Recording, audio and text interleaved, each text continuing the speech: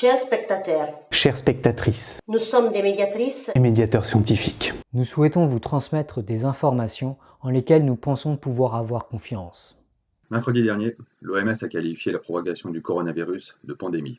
C'est une situation inédite qui nous semble justifier notre mobilisation exceptionnelle. En ce moment même, de par le monde, des milliers de personnes infectées par la maladie Covid-19 sont en train de se battre pour leur vie. En Chine, le coronavirus a déjà causé des milliers de morts. Et si sa propagation semble aujourd'hui maîtrisée, cela n'a été qu'au prix de mesures de confinement très fortes. Dans le reste du monde, et particulièrement en Europe, sa progression continue à un rythme élevé. Dans certaines régions parmi les plus touchées, les médecins sont parfois contraints de choisir quels patients soigner Et quels patients ne recevront pas les soins adéquats faute de ressources humaines et matérielles suffisantes. Il semble urgent d'éviter que de tels dilemmes traumatisants se posent également à de nombreux autres médecins et familles. Certes, individuellement, vous qui regardez cette vidéo n'allez probablement pas mourir du coronavirus.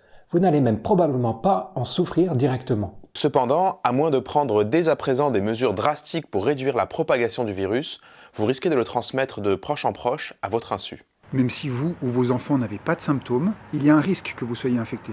Vous risquez de devenir un maillon dans une chaîne de contamination qui pourrait toucher de plus larges populations, en particulier des populations plus vulnérables que vous. Or, ces populations auront besoin de soins intensifs. Et leur traitement pourrait conduire à une surcharge des services sanitaires et hospitaliers, ce qui rendrait encore plus difficile l'accès à des soins adéquats.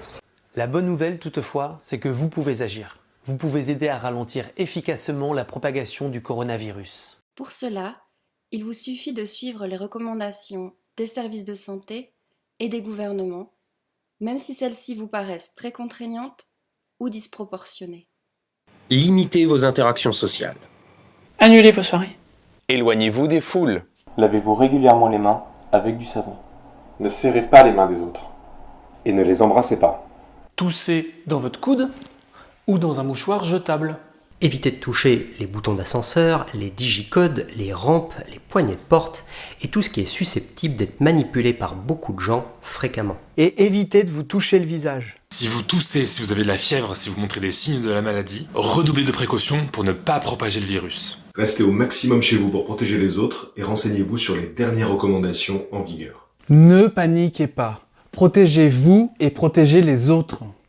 Pour endiguer la propagation de ce virus, veillez aussi à mieux vous informer à son sujet, en consultant des sources fiables et à jour.